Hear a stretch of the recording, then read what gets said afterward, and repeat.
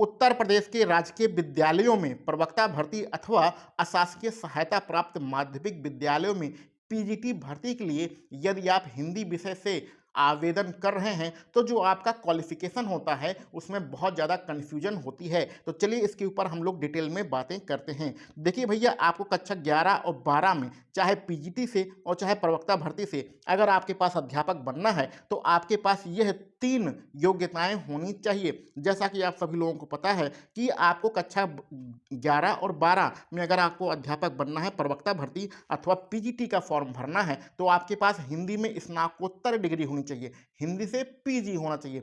स्नातक में क्या होना चाहिए? स्नातक में संस्कृत एक विषय के रूप में आपके पास होना चाहिए।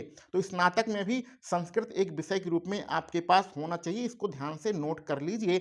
अभी बहुत सारे लोग पूछ रहे थे एलटी ग्रेड शिक्षक भर्ती में कि सर मैंने जो बीए है वह संस्कृत से भी और हिंदी दोनों से किया है, तो एलटी ग्रेड में हिंदी का फॉर्म भर सकते हैं। तो एलटी ग्रेड में हिंदी विषय से फॉर्म भरने के लिए कक्षा 12 में संस्कृत मांगा जाता है, लेकिन अगर आपको प्रवक्ता भर्ती अथवा पीजीटी भर्ती का फॉर्म भरना है तो हिंदी स्नातकोत्तर होना चाहिए और बीए में आपके पास एक विषय के रूप में संस्कृत होना चाहिए। इन दोनों का अंतर आप लोग समझ लीजिए और आपके पास बीएड वाली डिग्री तो होना ही चाहिए, बिना बीएड के तो अब कुछ हो नहीं सकता है।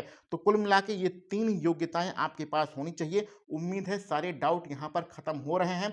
बहुत सारे लोग सिंगल सब्जेक्ट से 3 साल का अपना जो संस्कृत होता है उसको पूरा कर लेते हैं, तो वह भी इसका फॉर्म भर सकते हैं। ठीक है, तो चाहे आपने सिंगल सब्जेक्ट से पूरा किया हो, चाहे हिंदी के साथ ही बीए में संस्कृत पढ़ा हो, उससे कोई मतलब नहीं है। आपका स्नातक में एक विषय के रूप में संस्कृत आपके पास होना चाहिए।